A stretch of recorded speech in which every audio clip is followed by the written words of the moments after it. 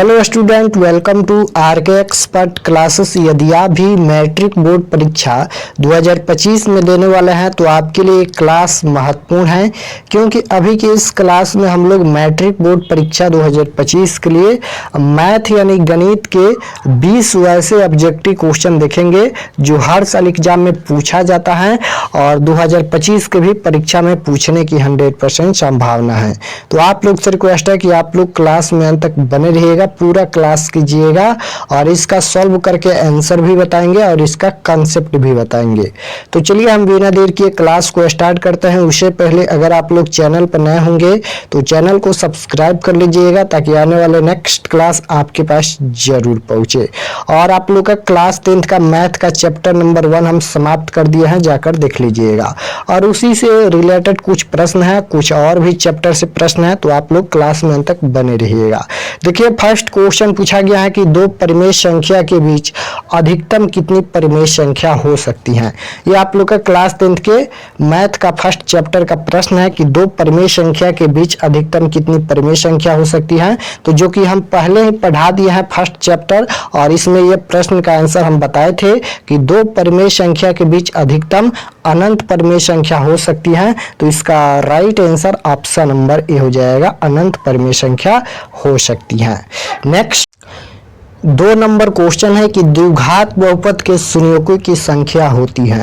Question पूछा गया है कि द्विघात बहुपद के संयोजकों की संख्या कितनी होती है। तो एक रैखिक बहुपद होता है, उसके बाद द्विघात बहुपद होता है, उसके बाद त्रिघात, उसके बाद चतुर्थ बहुपद होता है। तो यहाँ पर द्विघात बहुपद के संयोजकों की संख्या पूछा गया है। तो द्विघात बहुपद के संयोग की संख्या 2 होती है, ऑप्शन नंबर बी बिल्कुल राइट आंसर हो जाएगा। और रैखिक बहुपद के संयोग की संख्या 1 होती है, याद रखिएगा, चारों याद रखिएगा, हम बताते हैं। रैखिक बहुपद के संयोग की संख्या पूछा जाएगा तो 1 होता है। द्विघात बहुपद के संयोग की संख्या पूछा जाएगा 2 होता है। त्रिघात बहुपद के संयोग की संख्या पूछा जाएगा तो 3 होता है। और चतुर्थ बहुपद की संयोग की संख्या पूछा जाएगा तो 4 होता है। चारों याद रखिएगा, हर साल एक क्वेश्चन इसे पूछा जाता है। चलिए नेक्स्ट क्वेश्चन देखते हैं। 3 नंबर क्वेश्चन पूछा गया है कि निम्न में कौन परिमेय संख्या है। ये फर्स्ट चैप्टर का ही प्रश्न है जो कि हम परिमेय संख्या और अपरिमेय संख्या बता दी है। इसका बहुत ही शानदार कंसेप्ट है। पूछा गया है कि कौन परिमेय संख्या है और सभी संख्या यहाँ पर देखिए रूट में लगा है। तो जो भी संख्या रूट में लगा है, जिसका वर्गमूल पूर्ण रूप से निकल जाएगा वह परिमेय संख्या हो जाएगा, और जिसका वर्गमूल पूर्ण रूप से नहीं निकलेगा वह अपरिमेय संख्या हो जाएगा। तो सबसे पहले रूट 3 का वर्गमूल पूर्ण रूप से नहीं निकलेगा तो यह एक अपरिमेय संख्या है। और रूट 6 का भी वर्गमूल पूर्ण रूप से नहीं निकलेगा, यह भी एक अपरिमेय संख्या है। और रूट 7 का भी वर्गमूल पूर्ण रूप से नहीं निकलेगा, यह भी एक अपरिमेय संख्या है। लेकिन यहाँ पर देखिए रूट 25 है, तो रूट 25 का वर्गमूल कितना होता है, 5 होता है। तो ये रूट से बाहर हो जाएगा, ये रूट में नहीं रहेगा, तो इसे p बटा q के रूप में लिख सकते हैं। तो यह एक परिमेय संख्या है, यानी ऑप्शन नंबर सी बिल्कुल राइट आंसर हो जाएगा, क्योंकि क्वेश्चन पूछा गया था कि निम्न में कौन परिमेय संख्या है। तो रूट 25 एक परिमेय संख्या है, बाकी ये सभी अपरिमेय संख्या है। चलिए नेक्स्ट क्वेश्चन है 4 नंबर कि रैखिक बहुपद की संयोग की संख्या होती है। अभी बताया है कि रैखिक बहुपद की संयोग की संख्या 1 होती है, द्विघात बहुपद की संयोग की संख्या 2 होती है, और त्रिघात बहुपद की संयोग की संख्या 3 होती है, चतुर्थ बहुपद की संयोग की संख्या 4 होती है। नेक्स्ट क्वेश्चन देखिए 5 नंबर पूछा गया है कि समानांतर श्रेणी 4, 8, 6, 12 का सार व अंतर क्या होगा।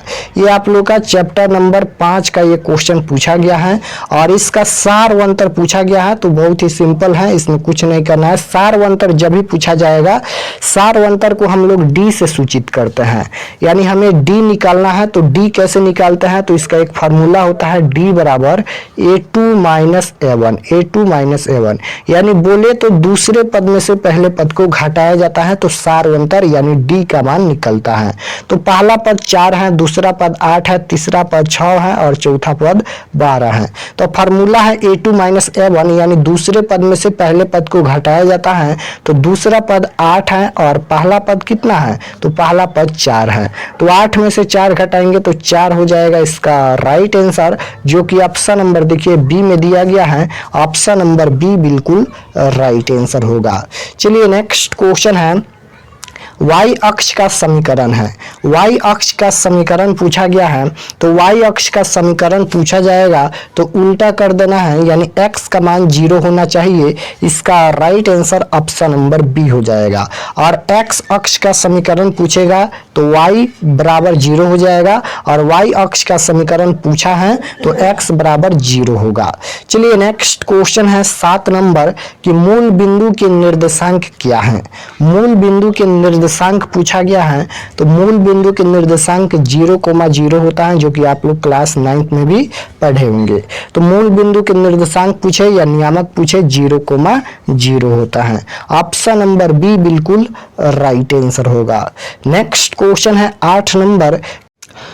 8 नंबर क्वेश्चन पूछा गया है कि निम्नलिखित में कौन समानांतर श्रेणी में है। यह भी चैप्टर नंबर 5 का ही प्रश्न पूछा गया है कि निम्नलिखित में कौन समानांतर श्रेणी में है। तो समानांतर श्रेणी में वही होगा जिसका सारवंतर समान, यानी डी का मान समान होगा। तो अभी हम लोग सारवंतर निकाले हैं। सारवंतर कैसे निकलता है, दूसरे पद में से पहले पद को घटाया जाता है। तो सभी को चेक कर लेते हैं कि किसका सारवंतर समान आता है, यानी बराबर आता है। देखिए यहाँ पर ए ऑप्शन है 6, 5, 8, 3, 4। 5 में से 6 घटाएंगे -1 हो जाएगा। उसके बाद 8 में से 5 घटाएंगे तो यहाँ पर 3 हो जाएगा। तो -1,3 आ गया, ये बराबर नहीं है तो ये समानांतर श्रेणी में नहीं होगा। उसके बाद बी ऑप्शन देखिए, 8 में से 4 घटाएंगे, यानी दूसरे पद में से पहले पद को घटाते चलेंगे। 8 में से 4 घटाएंगे 4 हो जाएगा। 12 में से 8 घटाएंगे 4 होगा। 16 में से 12 घटाएंगे 4 हो जाएगा। तो देखिए यहाँ पर समान आ रहा है, इसका सारवंतर यानी डी का मान समान है, तो यह समानांतर श्रेणी में होगा, यानी ऑप्शन नंबर बी बिल्कुल राइट आंसर हो जाएगा। बाकी ये सभी समानांतर श्रेणी में नहीं है। नेक्स्ट क्वेश्चन है कि बिंदु -6, -7 का कोटि है। यहाँ पर कोटि पूछा गया है, हर साल इससे क्वेश्चन रहता है ये एग्जाम में। तो देखिए पहला होता है x अक्ष के नियामक और दूसरा होता है y अक्ष के नियामक। तो जो पहला होता है x वाला उसे क्या बोलते हैं, भुज बोलते हैं, और जो दूसरा होता है उसे कोटि बोलते हैं। तो कोटि पूछा गया है तो दूसरा होगा, यानी y वाला होगा। तो y के जगह पर कितना है, तो -7 है, तो कोटि का मान -7 होगा, जो कि ऑप्शन नंबर डी में दिया गया है। और भुज पहला होता है। अगर यहाँ पर भुज पूछा था, मतलब कि पूछता तो क्या हो जाता, -6 होता, और यहाँ पर कोटि पूछा गया है तो इसका राइट आंसर -7 होगा, जो कि ऑप्शन नंबर डी में दिया गया है। नेक्स्ट क्वेश्चन है कि बिंदु 2,3 की दूरी मूल बिंदु से कितनी होगी। यहाँ पर मूल बिंदु से इसकी दूरी बताना है तो बहुत ही सिंपल है। मूल बिंदु से दूरी निकालना, इसका फार्मूला होता है √x² और प्लस में होता है y² रूट में, यानी दोनों का स्क्वायर कर देना है और जोड़ देना है रूट में। 2 का स्क्वायर करेंगे 4 हो जाएगा, प्लस 3 का स्क्वायर 9 हो जाएगा। तो यहाँ पर देखिए 9 और 4 कितना हो जाएगा, 13, और 13 का वर्गमूल नहीं निकलेगा तो ये रूट में रह जाएगा। तो इसका राइट आंसर √13 होगा, जो कि ऑप्शन नंबर बी में दिया गया है। चलिए नेक्स्ट क्वेश्चन है 11 नंबर कि बिंदु 4,8 किस पाद में स्थित है। हर साल इसे 1 से 2 क्वेश्चन एग्जाम में रहता ही है 100%। आप लोग देख लीजिएगा पिछले साल के क्वेश्चन पेपर। तो किस पाद में स्थित है हम बताते हैं। सबसे पहले यहाँ पर ये ग्राफ ध्यान से समझ लीजिएगा, इसमें कुछ नहीं करना है, बहुत ही सिंपल क्वेश्चन है। देखिए प्रथम पाद में क्या होता है, प्लस कोमा प्लस होता है, बस ये चिन्ह आप लोग याद रखिएगा। उसके बाद द्वितीय पद में क्या होता है, माइनस कोमा प्लस होता है। तृतीय पाद में क्या होता है, तो माइनस कोमा माइनस होता है। और चतुर्थ पाद में क्या होता है, तो प्लस कोमा माइनस होता है। तो हमें संख्या से मतलब नहीं है, हमें सिर्फ माइनस प्लस देखना है, यानी चिन्ह देखना है। तो देखिए यहाँ पर दोनों में प्लस है, तो प्लस प्लस किस में होता है, तो प्रथम पाद में है। देखिए प्लस कोमा प्लस प्रथम पाद में है, तो यह बिंदु प्रथम पाद में स्थित है। इसका right answer option number A हो जाएगा। चलिए नेक्स्ट क्वेश्चन है, अब यहाँ पर त्रिकोणमिति का क्वेश्चन पूछा गया है कि sin 60 डिग्री का मान होगा।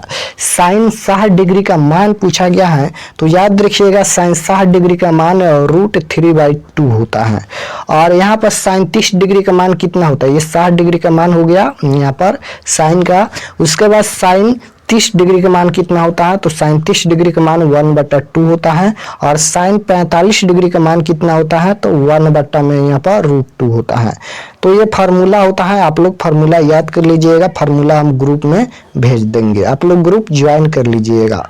चलिए नेक्स्ट क्वेश्चन देखते हैं यहाँ पर। उसके बाद क्वेश्चन है कि बिंदु -4, -6 किस पाद में स्थित है। तो अभी हम ग्राफ बताए हैं कि तृतीय पाद में क्या होता है, तृतीय पाद में माइनस होता है। तो यह बिंदु देखिए यहाँ पर दोनों में माइनस माइनस है, यानी यह बिंदु तृतीय पाद में स्थित है। ऑप्शन नंबर सी बिल्कुल राइट आंसर हो जाएगा। नेक्स्ट क्वेश्चन है कि वृत्त की सबसे बड़ी जीवा होती है। वृत्त की सबसे बड़ी जीवा क्या होती है, तो वृत्त की सबसे बड़ी जीवा व्यास होती है। तो इसका right answer option number B हो जाएगा, वृत्त की सबसे बड़ी जीवा व्यास होती है। नेक्स्ट क्वेश्चन है निम्नलिखित में कौन सा tan 45 डिग्री के बराबर है। सबसे पहले तो यहाँ पर देखिए कि tan 45 डिग्री का मान कितना होता है, तो tan 45 डिग्री का मान 1 होता है। तो पूछा गया है निम्नलिखित में कौन सा tan 45 डिग्री के बराबर है। sin 60 डिग्री का मान कितना होता है, √3/2 होता है। तो ये तो बराबर नहीं है। उसके बाद cos 30 डिग्री का मान कितना होता है, √3/2 होता है, यानी ये भी बराबर नहीं है। और cot 45 डिग्री का मान 1 होता है और sin 30 डिग्री का मान 1/2 होता है। तो देखिए कौन बराबर है, तो cot 45 डिग्री का मान 1 होता है और tan 45 डिग्री का मान भी 1 होता है। तो यही बराबर है, यानी ऑप्शन नंबर सी बिल्कुल राइट आंसर होगा। चलिए नेक्स्ट क्वेश्चन है 16 नंबर। अर्धवृत्त का कोण होता है।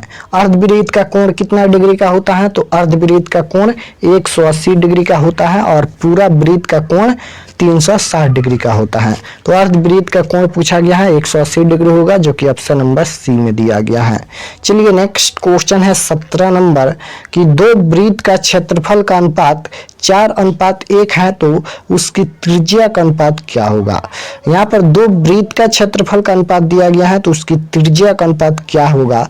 तो जब भी त्रिज्या का अनुपात पूछेगा तो उसमें कुछ नहीं करना है, बस यहाँ पर रूट लगा देना है। जो संख्या दिया गया है यानी जो अनुपात दिया गया है उसमें रूट लगा देंगे। तो यहाँ पर 4:1 दिया गया है, तो 4 का वर्गमूल 2 होता है और 1 का वर्गमूल 1 होता है। तो ये रूट से बाहर हो जाएगा, यानी 2:1 इसका राइट आंसर होगा, जो कि ऑप्शन नंबर ए में दिया गया है। नेक्स्ट क्वेश्चन है यहाँ पर 18 नंबर बहुलक है। बताना है कि बहुलक कौन है। तो यहाँ पर बहुलक कौन होता है, अधिकतम बारंबारता का मान ही बहुलक कहलाता है, यानी ऑप्शन नंबर सी बिल्कुल राइट आंसर होगा। नेक्स्ट क्वेश्चन है कि tan 45 डिग्री का मान होगा, तो अभी बताया है कि tan 45 डिग्री का मान 1 के बराबर होता है। नेक्स्ट क्वेश्चन है 20 नंबर। 20 नंबर क्वेश्चन है कि निम्न में कौन अपरिमेय संख्या है। क्वेश्चन पूछा गया है कि निम्न में कौन अपरिमेय संख्या है। तो यहाँ पर देखिए 5 है, इसमें रूट नहीं लगा है, तो यह एक परिमेय संख्या हो जाएगा। और रूट 16 का वर्गमूल 4 होता है, यह भी रूट से बाहर हो जाएगा, यह भी एक परिमेय संख्या है। और रूट 9 का वर्गमूल 3 होता है, यह भी रूट से बाहर हो जाएगा, यह भी एक अपरिमेय संख्या हो जाएगा।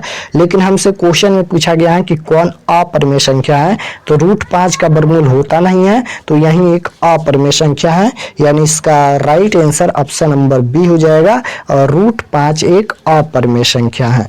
तो यहाँ पर 20 क्वेश्चन हम बता दिए हैं और एक क्वेश्चन यहाँ पर है, जो कि ये क्वेश्चन का आंसर आप लोग को बताना है कि आंकड़े दिया गया है, यानी कुछ संख्या दिया गया है जिसका बहुलक बताना है कि इसका बहुलक क्या होगा। बहुत ही सिंपल है, क्लास 8 क्लास 9 में भी आप लोग पढ़े होंगे और अभी हम इसका कंसेप्ट भी बता दिया है इसी क्लास में। तो इसका आंसर आप लोग को कमेंट में बताना है कि इसका आंसर क्या होगा, जरूर बताइएगा। और अगर आप लोग व्हाट्सएप ग्रुप ज्वाइन नहीं किए हैं तो इस नंबर पर मैसेज कीजिएगा 82 92 92 27। इस पर आप लोग को व्हाट्सएप पर मैसेज करना है, कॉल नहीं करना है। नंबर है 8292929627। मैसेज करना है कि हमें व्हाट्सएप ग्रुप में जोड़ दीजिए। तो इसका आंसर आप लोग जरूर बताइएगा। और चैनल पर नए होंगे चैनल को सब्सक्राइब कर लीजिएगा, ताकि आने वाले नेक्स्ट क्लास आपके पास जरूर पहुंचे। और बताना कि यह क्लास कैसा लगा।